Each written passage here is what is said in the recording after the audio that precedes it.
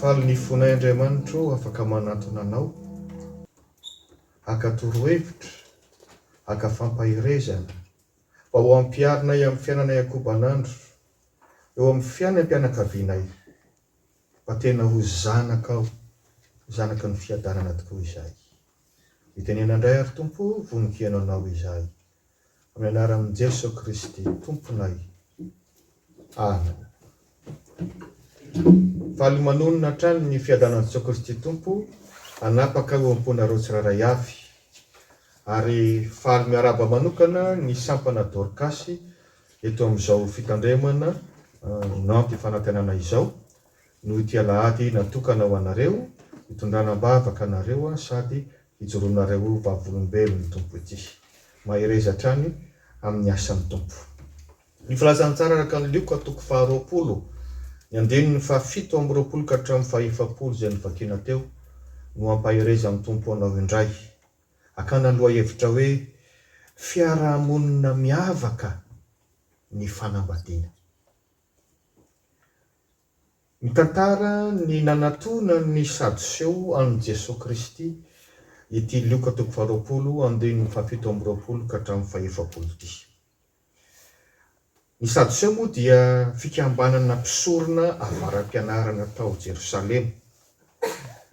Mampiavaka an'izy ireo dia izao, tsy mino ny fitsanganan'ny tena maty. Ary dia te hamandrika an'i Jesosy izy dia nanantona azy ka nametraka fanontaniana fandrika. Nampatsiahy azy ny lalàna napetraka tamin'ny andro Mosesy, lalàna izay mitsinjo ny fiarahamonina, antsoina hoe levira. Ahoana no ambaran'io lalàna io? Raha misy vehivavy iray nanambady, kanefa maty raha lehilahy vadiny fa tsy niteraka taminy, dia hoy ilay lalàna fitsinjovana hoe raha mbola tsy manambady ny zandrin'ilay raha lehilahy izay maty, dia tokony hampakatra an'io vehivavy io mba hamelo maso azy, mba hiteraka aminy, ka na ilay zaza teraka aza dia raisina tahaka ny hoe zanak'ilay lamatoy ihany. Vady loloa moa no fiantso izany olona manatanteraka ny adidy fitsinjovana izany.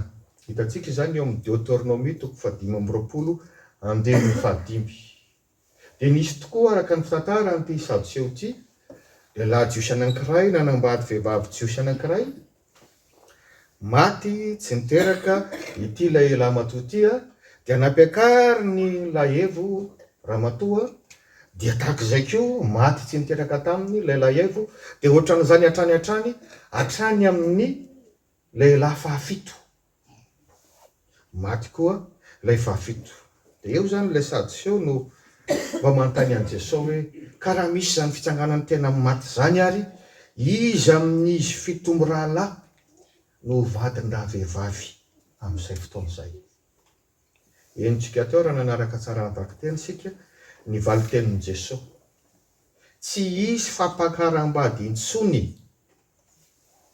tsisy mariazy intsony amin'ny fitsanganan'ny tena maty, fa tahaka ny anjely avokoa isika rehetra ozy. Izany resaka ny fanaovana Sadoseo tamin'i Jesosy zany no akantsika lesona amin'ny lafin'ny fanambadiana. Kanakana ny loha hevitra veriko ihany manao hoe fiarahamonina miavaka ny fanambadiana. Reto ary misy lesona vitsivitsy. Fiarahamonina miavaka ny fanambadiana, ka anontanio tsara ny Tompo. Anontanio tsara ny Tompo. Ahoana ny lalaka izoranao, ahoana ny hitondrana an'izany. Raha misy tokoa moa zany izay lafy tsarany amin'izay nataon'ny Sadoseo teto, dia ny hoe misy zavatra manahirana azy, tsy takatry ny sainy, momba ny zon'ny vehivavy, dia mba nanantona amin'ny Tompo izy nanontany. Na mety anatina faratity-saina na tsy fantatra fa dia izao nanantona amin'ny Tompo izy manontany. Tsika mahay mandray lesona amin'ny zavatra tsara, manantona amin'ny Tompo, satria ny fanambadiana dia zavatra sarotra, tena zavatra manahirana. Tsy hoe aitraitra n'olombelona io, fa lasitra ny foronon'Andriamanitra. Nefa tsy mora. Olona samy manana izay maizy azy tany amin'izay nalehany tany no atambatra hiara-monina mandra-pahafatana. Tsy moramora zany, fantatsika rehetra izay manambady zany. ka antanio ny tompo hoe ianao ve voantso ho amin'ny fanambadiana fa tsy ny olona rehetra akory no voantso vocation ianao no meno ny tompo toe-batana sy toe-tsaina zay fantatrao de antanio tsara ny tompo areoka tsy ho raisina ho zavatra mampalahelo zay niantson'Andriamanitra anao. Fa ny apôstôly Paoly zao de tena manam-pifaliana zay mahatsiaro mihitsy hoe tena natsoina ho mpitovo tsy manambady mazava ho azy zany fa tsy miteraka fa zao ny fahasoavan'Andriamanitra no mahatoza ao azy tena mana joie de vivre ho fiteny frantsay mahatsiaro io zany hoe tena nahazo fahasoavana ka antanio ny tompo ianao hoe voantso amin'ny fanambadiana io olona miaraka aminao io ve sitrak'Andriamanitra ho am'izany lalana iainana ny sitrapon'Andriamanitra zany raha tsapanao fa izy tokoa apetrao ambavaka fa tsy mandeha ho azy fa zavatsarotra ny fanambadiana fiadanana ny karoantsika rehetra amin'ny fanambadiana kanefa raha tsy Jesosy Kristy no asandratrareo ho mpanapaka ao tokantranonareo de tsisy fiadanana ao. Jesosy rehefa miditra amin'ny tokantrano anankiray de inona antononony? Fiadanana ho anareo. Ka raha hitanao fa ny olona iaraka aminao tsy mila an'izany Jesosy Kristy zany, tsy zany no anapaka ao, de mila misaintsaina anao ary mangataka tolotsaina amin'ny tompo. Zava-dehibe ny hoe iza no atononao hakana hevitra. Amin'ny fanambadiana moa zao de efa misy dingana telo raha araka ny efa fantatsika. Misy ny eo amin'ny fianakaviana aloha, de misy ny eo amin'ny fiarahamonina, ary misy ny angatahana manokana amin'Andriamanitra. Fa zao betsaka ny tanora mijanona fotsiny eo amin'le fianakaviana. Inona moa zay? Le vodiondry. Mety misy fomba fiantso azy koa any amin'ny faritra na any amin'ny foko hafa. Inona moa ny dikany hoe eo amin'le fianakaviana? Manantona ny ray aman-dreny de makadinidinika de mifampiresaka koa ny ray aman-dreny rotonta de misy dinidinika sy anatranatra atao amin'le zanaka, misy zavatra ifanarahana tsara. Hatrany amin'ny kabariny vodiondry de mbola misy anatranatra omena. Tena tsara ane zany ary tena ara-tsoratra masina zany. Fa raha mijanona eo fotsiny de mitsodrano ny ray aman-dreny. Zava-dehibe mitsodrano ny ray aman-dreny io. Fa raha mijanona eo fotsiny de tena sitrak'Andriamanitra ve. De mba miditra midingana faharoa makany amin'ny ara-panjakana. Inona ny dikan'izany? Maka hevitra amin'ny mpitondra fanjakana. Fa olom-boatendra an'Andriamanitra koa regny. Maka ny tsodranony, maka ny toroheviny. Rehefa manatona ny mairie anao de ampahafantaranao hoe ahoana ny lalàna momba ny fanambadiana, zay tokony ho arahinao.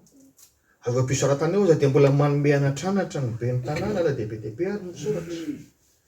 De mahazo ny tsodranony de faly ary ianao. Tsara zany, ara-tsoratra masina koa zany. Fa raha mijanona am'izay fotsiny ianao de tsy kristianina ianao zany. Raha ny marina. Satria Andriamanitra zay nametraka sy namorona zany lasitra fanambadiana zany no adininao, tsy hakanao hevitra, tsy angatahanao tsodrano. Azo arao an-tsaina moa ry tanora zany hoe tokantrano ka misy ray aman-dreny tsy mitsodrano. Inona dikan'izay? Tsy mankasitraka izy.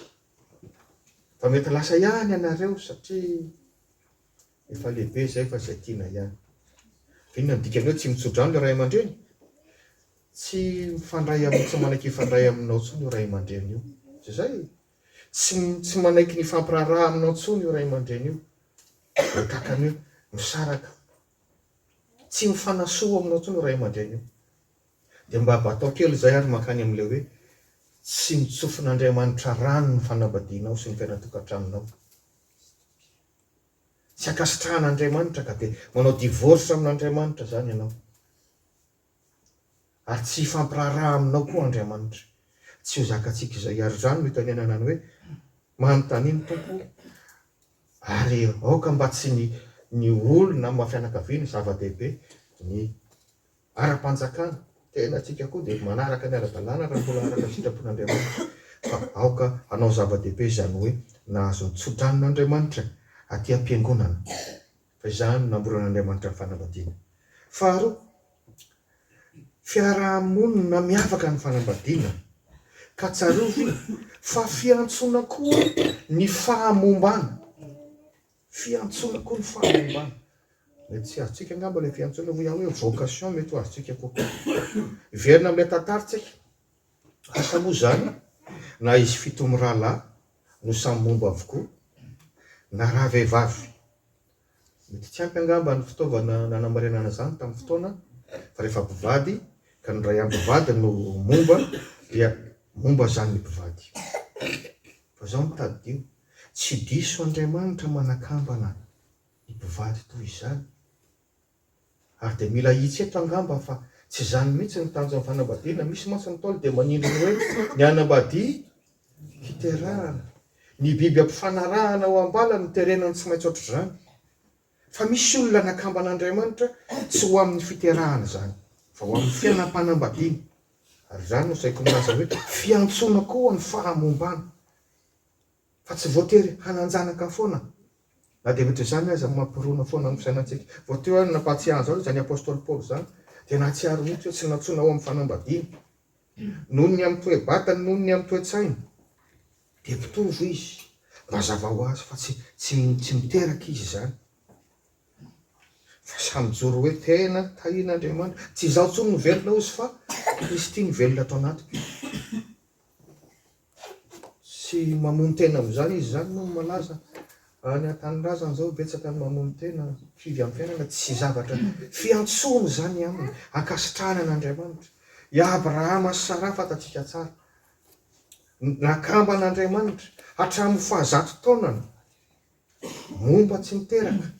Fa tsy nafon'Andriamanitra.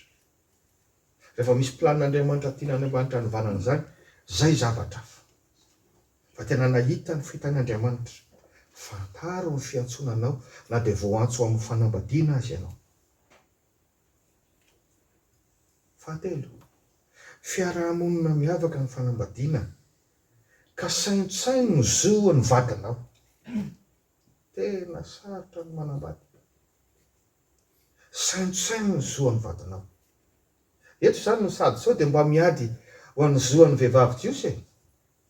Nanambady izy impito.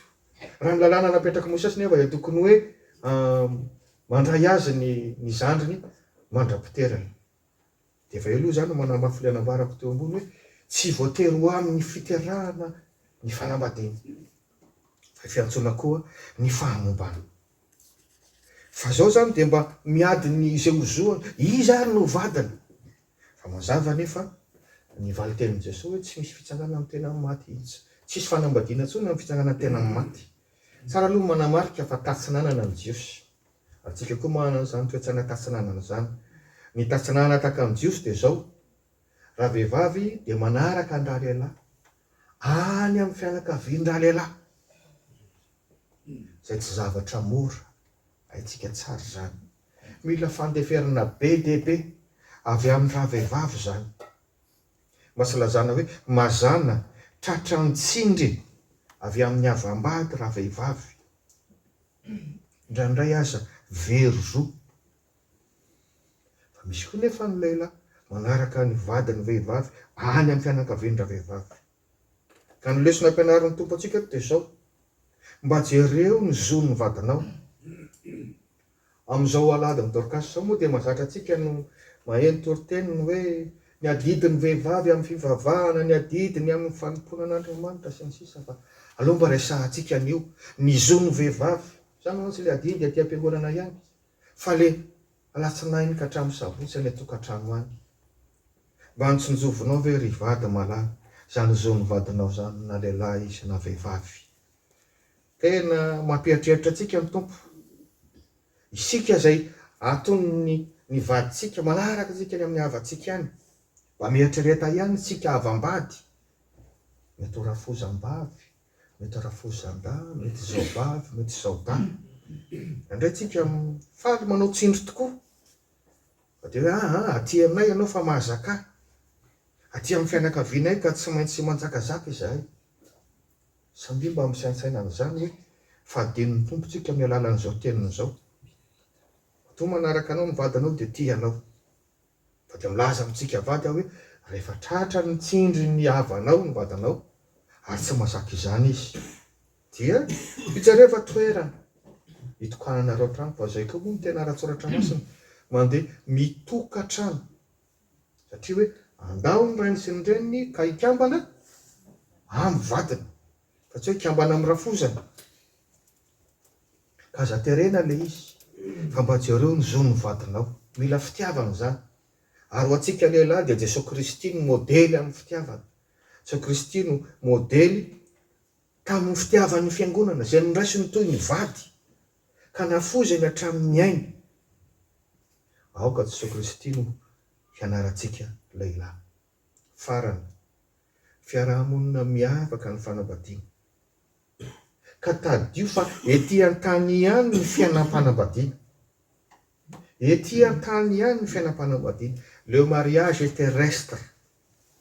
Mazava mivaly tenin'i Jesosy mba te hamely an' Jesosy zany le sady zao ka iza ary ny vadiny vehivavy rehefa tonga any iza amin'isy fitomy rahalahy tsy hisy fampakaram-bady intsony any ho Jesosy rehefa tonga amin'ny fitsangana amin'ny tena maty fa tahaka ny anjely avokoa isika rehetra. Iza nefa nahita anjely?